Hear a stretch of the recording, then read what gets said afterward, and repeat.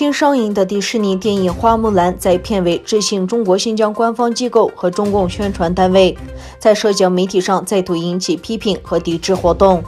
迪士尼重拍真人版《花木兰》上周在全球首映，有网友发现电影片尾字幕特别标明致谢吐鲁番公安局以及中共新疆维吾尔自治区委员会宣传部。国际维吾尔问题权威学者、华盛顿共产主义受害者纪念基金高级研究员郑国恩博士对 BBC 表示，吐鲁番公安局是东突厥散集中营的负责管理单位。他还说，中国共产党新疆维吾尔自治区委员会宣传部是负责国家宣传的部门。近年内，东突厥散大约有300万维吾尔穆斯林被关押在保安措施严密的再教育营系统中。郑国恩表示，吐鲁番是第一个设立再教育营的地方，维吾尔蒙面女性和留胡须的男性都被关押。公安局负责管理营地建筑和提供再教育营管理公安和职员。他说，吐鲁番设立再教育营最早的证据是在2013年8月。与此同时，由于该片的女主刘亦菲曾在去年公开力挺香港警察，香港民主派人士呼吁抵制花木兰。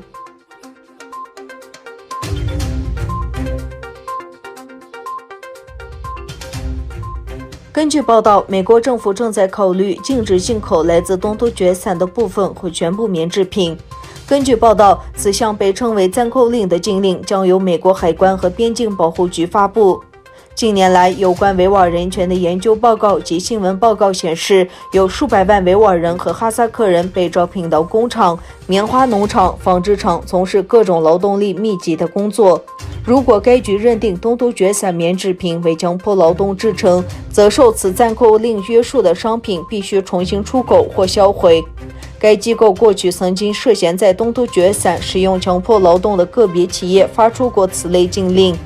人权组织公民力量于今年8月份发表的一份调查报告表明，中共建立的棉花集中营主要位于东突厥散，中国84%的棉花产量都产自这里。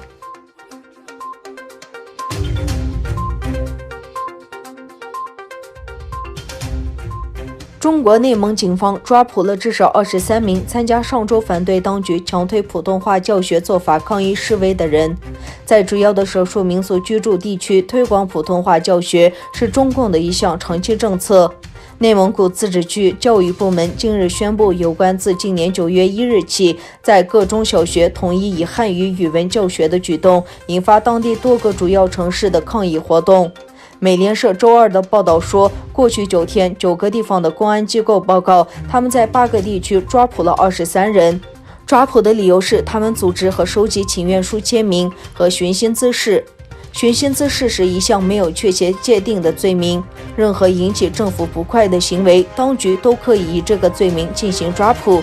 据报道，在日本周一，至少有2名当地正蓝旗党政官员因拒绝实施汉语教学政策遭到解职。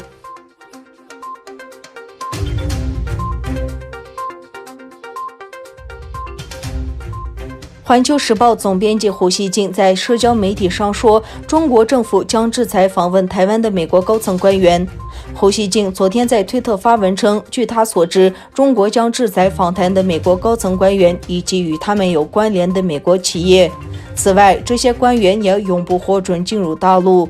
相关的美国企业将失去大陆市场。美国卫生与公共服务部长阿扎尔上个月高调率团访问台湾，成为40年前美国与台湾断交以来访台层级最高的现任美国官员。